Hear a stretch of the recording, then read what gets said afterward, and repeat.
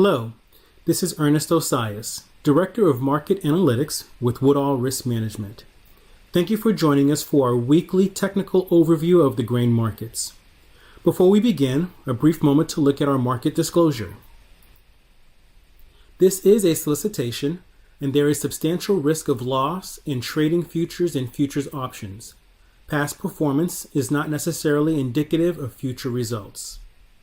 Thanks once again for joining us for our weekly installment of the Technical Market Overview. We'll go ahead and begin.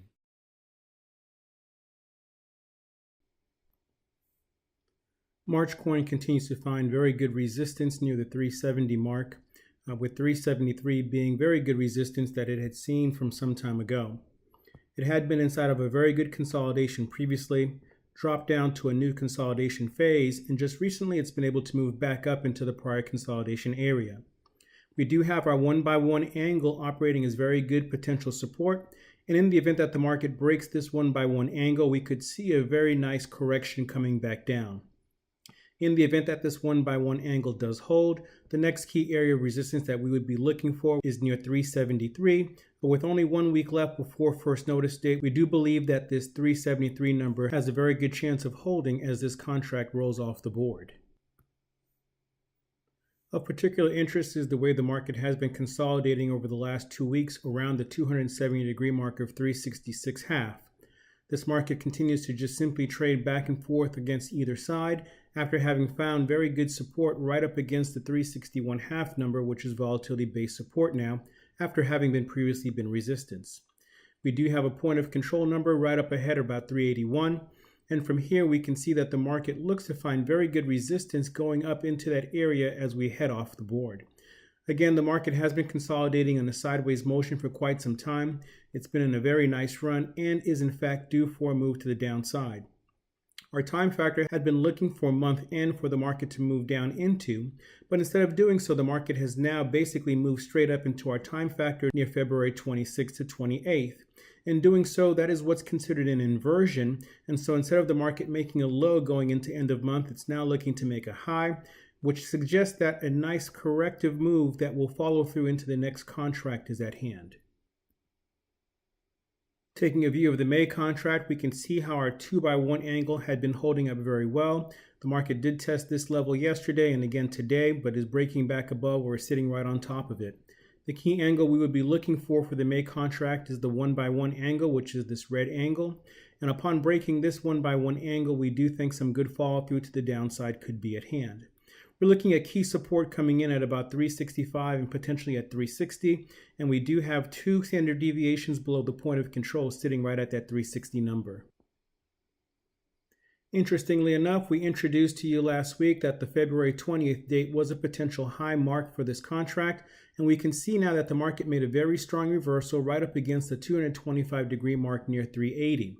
In doing so, the market now basically topped up into this number, which is again very close to our month-end time factor. The market has been range-bound since then, but we can see how before leading up to that high, the market can continue in a sideways motion for the next couple of days, at which point we can then see a nice corrective move to the downside.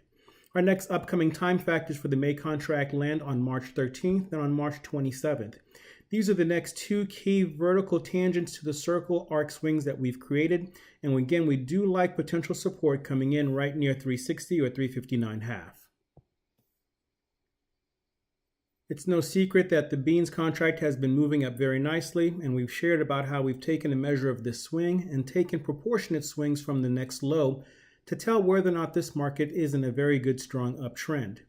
The market has now reached the 1-to-1 factor of 1028, which is a price objective that we had discussed previously. The market is right inside of that area, and now we're looking at the next key level sitting at about 1044.5.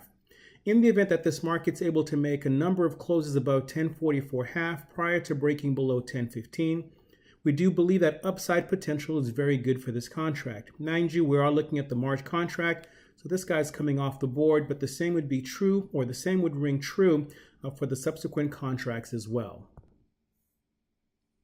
2 standard deviations above the point of control for this March contract sits at 1035, and you can see very clearly this is where very good resistance has been hitting over the past 2 to 3 trading days. Again, we have the market coming in very close to that zone we had discussed previously between 1028 and 1031. Market has now come into that area, has been a bit sideways over the last 2 or 3 days, giving us a reasonable top 2 days ago, but again returning to strength over the last 2 days.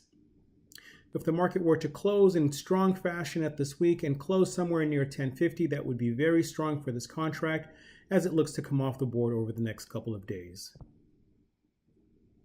The commensurate level of importance for the July contract sits at 1065. If this contract is able to close a number of times above 1065 prior to breaking below 1031 again, we believe that there is a very good chance that coming up to about 1086 is very probable for this contract. So over the next week or two, we're going to be very much concentrating at this 1065 number and the 1031 number below to see the way in which this contract is able to trade. We do have the parallel motion for this contract coming up from the 988 3/4 low. That 1-to-1 correspondence sits at 1048.75. The market finally reached that mark here. And again, we're very much focused on the 1065 number as our next level of importance. The pause that we witnessed in the soybean contract over the last 2 days does happen to coincide with the time factor of Monday to Tuesday of this week, where the market did in fact finally give us a bit of a pause after having a very nice strong run to the upside. So again, we're looking at this 1065 number as our level of importance, but we do have a potential time factor here that suggests that a small correction could be at play, and a move down to about 1035 would not surprise us, and from there to see the market regain some strength again. Wheat futures has been moving very much in concert with expectations as it has made its way up to the 466 quarter number, which is right up against our 180-degree mark. That 180-degree mark, as you recall from previous sessions, essentially is a halfway mark of a key cycle rotation. And as the market has made its way up to this mark, it would be very important for it to be able to clear this number in order to make it up to potentially a full cycle movement at 510. And seeing the very strong resistance here, we believe that a correction coming back down to retest 439 3/4 is possible. And if the market's able to hold above this 439 3/4 number and turn back up again, then the possibility of heading higher would be probable for wheat futures.